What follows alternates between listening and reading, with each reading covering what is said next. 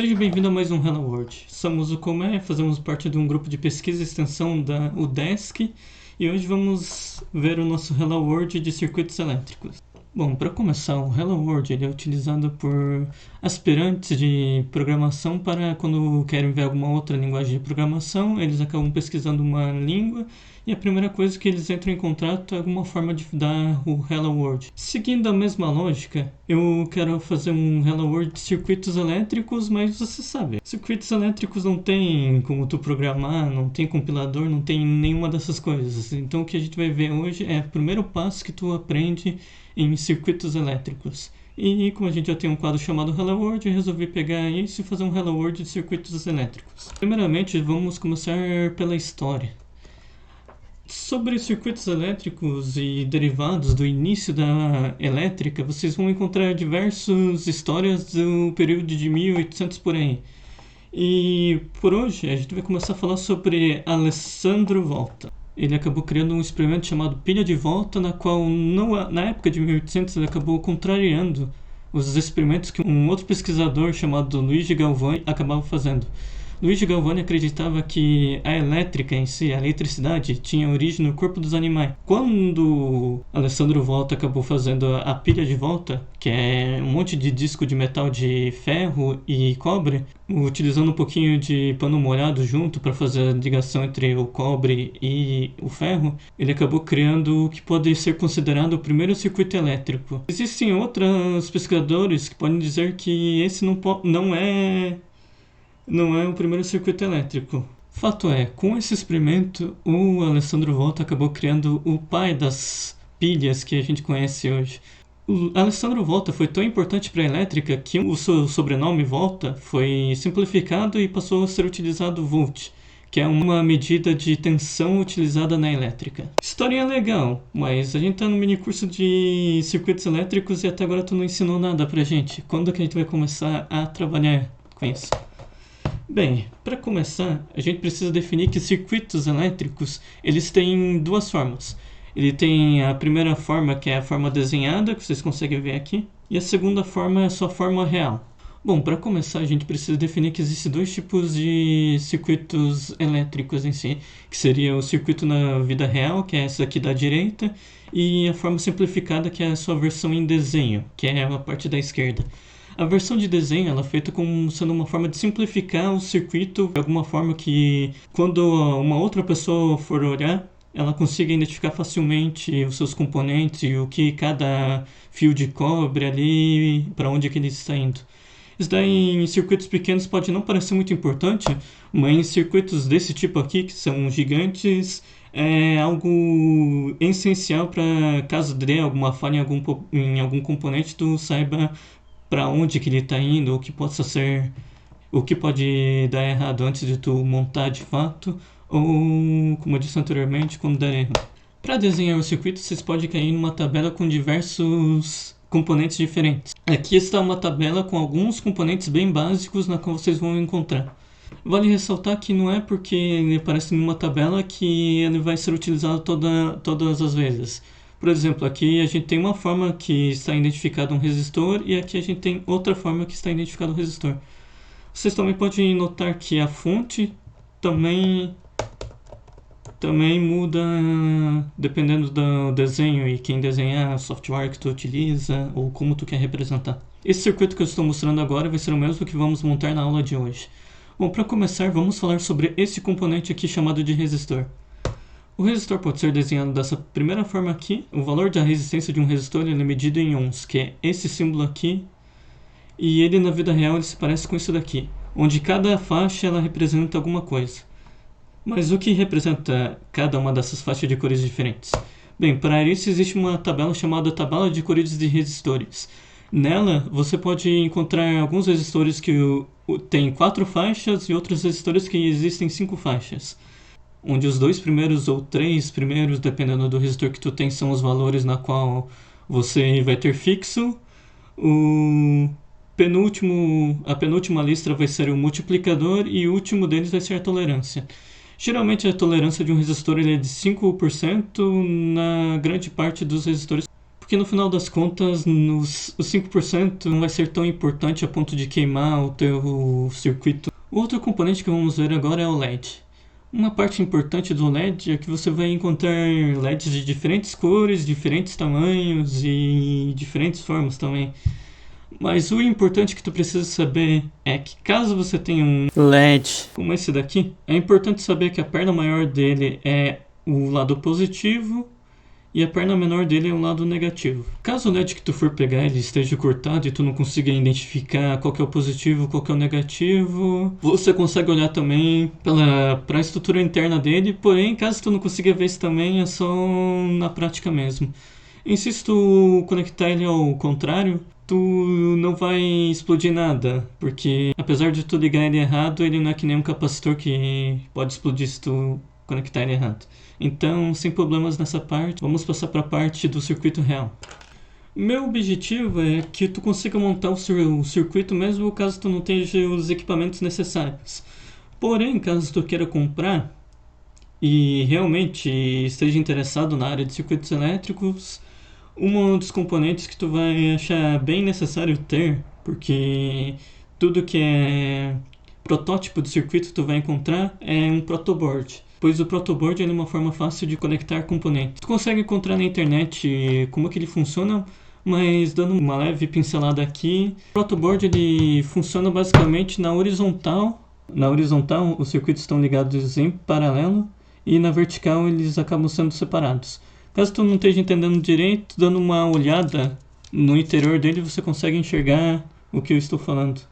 Que na horizontal eles estão todos interligados, porém eles estão organizados em linhas, basicamente. Vamos começar do começo então. Eu acredito que a coisa mais fácil que tu vai encontrar na tua casa desse circuito é o LED, na qual tu consegue pegar um pisca-pisca de Natal, que você provavelmente deve ter em casa. E se tu lembrar dos seus natais anteriores, talvez você lembre que o teu pisca-pisca pode estar falhado. Isso daí acontece. Tu pode pegar um pisca-pisca falhado e acabar retirando uma das LEDs dele e utilizando esse circuito. É o que eu faria, é algo interessante e facinho de encontrar. Agora um resistor. Não dá pra ver direito na câmera, porém o resistor você consegue encontrar geralmente em um controle, tipo um controle de TV que não funciona mais. Eu tinha alguns na sala, se tu pegar de soldar ou acabar tirando ele à força, tu pode encontrar alguns. Mas tu tem que ter certeza que o teu resistor ele é da resistência correta. Por falar em resistência correta, o resistor que a gente vai utilizar na aula de hoje é de 220 ohms. Tem o cálculo utilizado para tu calcular o resistor certo para uma LED, porém o objetivo da aula de hoje é só fazer algo mais simples, não precisar ir tanto para a parte técnica. Então, para provar que eu estou utilizando um resistor de 220 ohms, eu montei aqui, não dá para ver porque a câmera não está focando direito, mas eu botei o resistor no multímetro e aqui está dando que a resistência dele é 215, 216 ohms. Vamos analisar agora a fonte. Existem diversas coisas que tu pode utilizar como sendo uma fonte. Se tu tiver um Arduino em casa, tu pode usar a entrada e saída de 5 volts dele, como sendo o positivo e negativo da nossa fonte. Tu pode pegar um carregador, um cabo de carregador, cortar uma das pontas dele e acabar retirando o fio positivo e negativo dele, mas tem que tomar cuidado porque os fios geralmente de USB, eles têm quatro fios de cores diferentes. Dependendo do seu USB, eles podem ter cores diferentes do meu, mas o que eu estou utilizando agora é a cor preta e vermelha de um USB. Sim, o vermelho é o positivo e o preto é o negativo. Ok, gente, tem os componentes, tem a fonte, mas como é que a gente vai ligar eles? Então, a forma mais fácil que tu vai encontrar, além de comprar em alguma loja, é utilizar fios de rede, seja de internet ou de telefone, alguma coisa do tipo, que se tu cortar o início e o final deles e acabar retirando essa borracha aqui, tu vai ter uma grande extensão de fio de cobre. Por exemplo, esse daqui foi uma vez que eu fiz a mesma coisa que eu falei pra vocês. Eu cortei um fio de internet que não estava mais funcionando. A extensão dele era bem grande, eu só cortei o início, cortei o final e acabei meio que descascando o fio deles e todo Tudo isso aqui que vocês estão vendo é o que eu tirei de dentro de apenas um filme. Então é algo super simples de encontrar se tu tiver na tua casa. Ou se tu for em uma loja de eletrônica, todos esses componentes e fio de cobre que eu acabei falando, eles têm uns preços bem amigáveis. Eu só acho que o mais caro que tu vai encontrar lá é o protoboard mesmo. Mas se tu não encontrar um protoboard, a gente consegue fazer utilizando fio mesmo e umas fita isolante. Ok, agora começando com a parte prática, vamos começar agora botando o positivo e o negativo. Eu tô com a fonte aqui do que eu falei com vocês anteriormente. Eu vou ligar o positivo nessa parte aqui de cima e vou ligar o negativo nessa parte aqui de baixo, que deve ser o contrário para vocês porque a câmera está ao contrário também.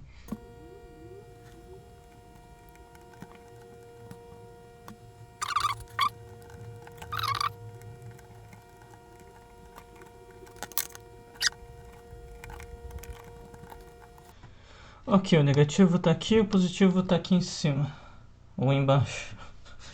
Bom, a próxima coisa que a gente vai botar é o resistor. Mas tu bota em cima, porque com o cerâmico que eu falei, ele é conectado na horizontal. Como eu falei, tu bota em cima do vermelho. Aqui eu estou dando um zoom com a minha própria câmera para vocês verem direito. E tu pode conectar em qualquer um dos próximos aqui.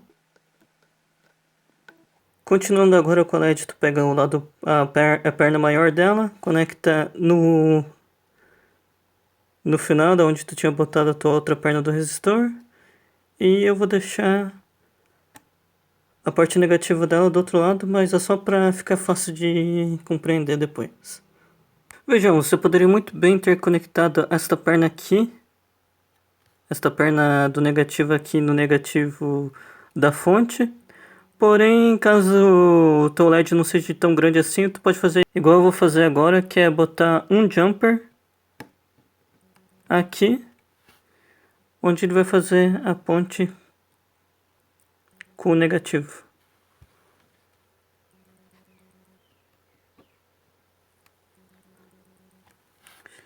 E por mais que tenha já esse treco feioso aqui gigante, nós temos o circuito prontinho. Aqui está o positivo que passa para o resistor, não independente se tu botar ele ou virado, como eu vou botar agora.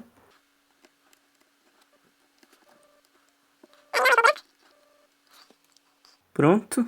O LED tu precisa estar com a perna certa no lugar certo, que é o positivo aqui no positivo. E a parte negativa dele fica na parte negativa da fonte também. Então, para finalizar, vamos só ter que conectar. Aqui deu um problema quando eu estava transportando de lá para cá o protoboard, que eu tive que fazer uma pequena alteração e conectar, usar outro jumper para ficar mais fácil de conectar a fonte no lugar certo dela, porque esses cabos com muito fio de cobre separadinho, ele é mais difícil de conectar na protoboard. Tá vendo que se tu dá um belo zoom aqui, ele tem mais de um fio de cobre, enquanto os componentes em si ele só tem um. Os que só tem um, eles são feitos para conectar na protoboard, e os que tem mais de um, eles são, acho que feitos para serem soldados, alguma coisa assim do tipo, mas com um pouquinho de paciência e habilidade tu consegue botar de boa dentro dos furos da protoboard. Eu vou conectar aqui e ver como é que fica o circuito. Olha só, funcionou. Vou desconectar, vou conectar de novo. Ok, conseguimos ligar a net. Algo importante de citar também é que caso tu bote num carregador ou num USB 3.0, talvez seja importante tu adicionar um pouquinho mais de resistência. E para tu poder fazer isso, tu faz o seguinte. Tu pega mais um resistor, pode ser o mesmo, de 220. Conecta ele no final. E conecta ele onde anteriormente estava o teu outro resistor.